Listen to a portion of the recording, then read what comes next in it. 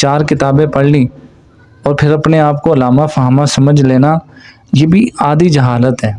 یہ بندہ بے وقوف ہے اور پھر اس بے وقوف کو سمجھانا بڑا مشکل کام ہے۔ یہ اتنے بدبخت لوگ تھے کہ انہوں نے معاذ اللہ حضرت علی رضی اللہ تعالیٰ عنہ، جن کی شان یہ ہے کہ جن کو دیکھنا عبادت، کہ جن کی محبت ایمان کی علامت ہے اور جس کا بغض بندے کو منافق بنا دیتا ہے، اس قطعی یقینی جنتی صحابی رضی اللہ تعالیٰ عنہ پر کفر کا فتویٰ لگا دیا۔ آج میں آپ کو ایک بہت بڑی بیماری کے بارے میں بتانے والا ہوں۔ یہ وہ بیماری ہے کہ جو کینسر سے بھی زیادہ خطرناک ہے، اور اتنی زیادہ خطرناک ہے جس نے دیمک کی طرح کچھ لوگوں کے ایمانوں کو چاڑ کر کھوکھلا کر دیا ہے۔ وہ بیماری کیا ہے؟ وہ ہے آدھی جہالت۔ ایک بندہ وہ ہے کہ جو کسی چیز کے بارے میں نہیں جانتا، وہ اس کے بارے میں کوئی رائے بھی قائم نہیں کرتا۔ وہ کہتا ہے کہ یار مجھے اس بارے میں پتہ ہی نہیں ہے، تو کیا رائے قائم کروں، میں ناواقف ہوں۔ پھر وہ سیکھنے کی طرف بھی آتا ہے۔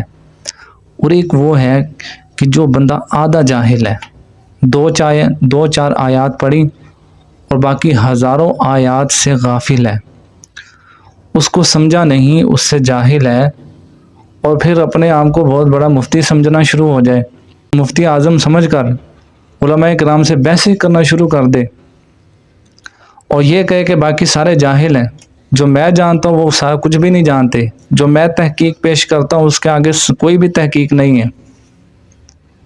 تو یہ کیا ہے؟ یہ آدھی جہالت میں مبتلا ہے۔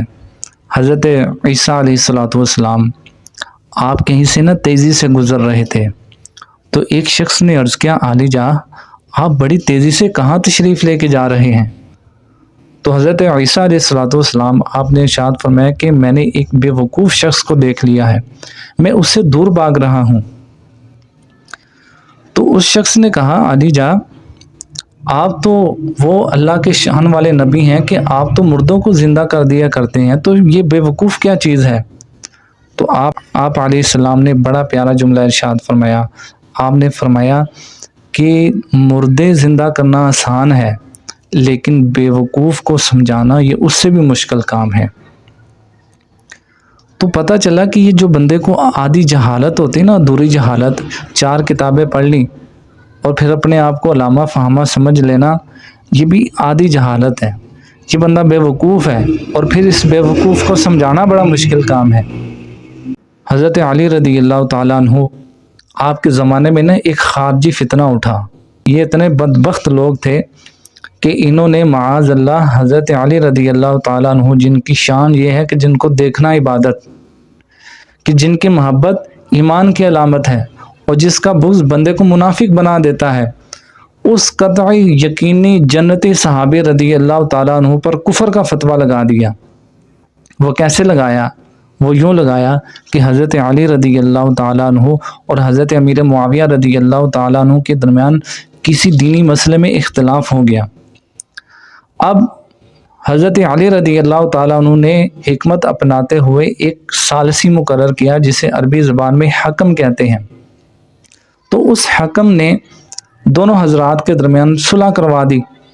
اب ان لوگوں نے کہا کہ حکم تو صرف اللہ پاک کا چلتا ہے۔ اللہ پاک نے قرآن پاک میں ارشاد فرمایا ہے، "ان الحکم الا للہ"، کہ حکم تو صرف اللہ پاک کا چلتا ہے۔ اور حضرت علی رضی اللہ تعالیٰ عنہ نے بندے کو حکم مقرر کیا ہے جو اس آیت کا انکار ہے، لہٰذا انہوں نے کفر کیا۔ نعوذ باللہ تعالی، لا حول ولا قوت الا باللہ۔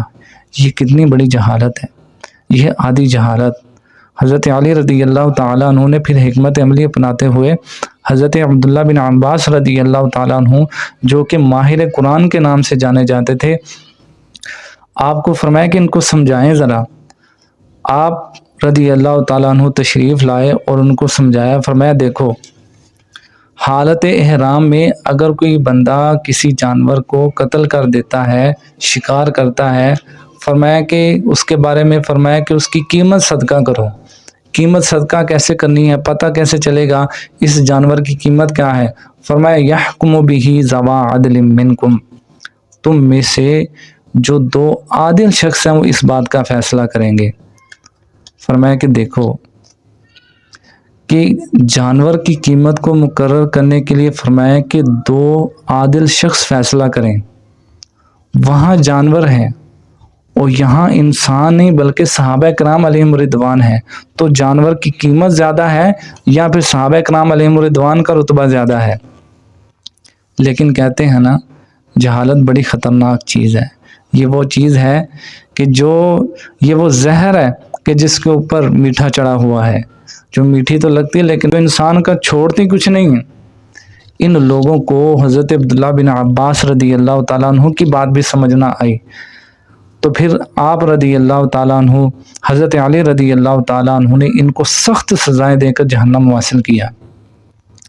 تو یہ روایت سنانے کا مقصد یہ ہے کہ ہمارے ہاں بھی کچھ لوگ پائے جاتے ہیں کہ آپ لوگوں کو دھوکہ دینے کی کوشش کرتے ہیں. ایک آیت پڑھی، باقی آیات کو چھوڑ دیا.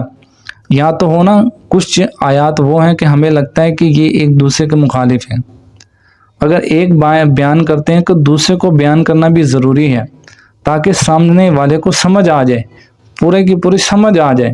یا تو آپ خود سارا قرآن پاک پڑھ لیں، اس کو سمجھ لیں تاکہ آپ ان کی واردات سے واقف ہو جائیں اور آپ کو فوراً پتہ چل جائے کہ یہ کہاں ڈنڈی مار رہے ہیں. اگر نہیں تو پھر عاشقان رسول کی بات کو سنیں، ان کے ہی بیانات کو سنیں، اس کے علاوہ کسی کے بیان نہ سنیں. یہ آپ کے لیے زہر قاتل ہو سکتا ہے.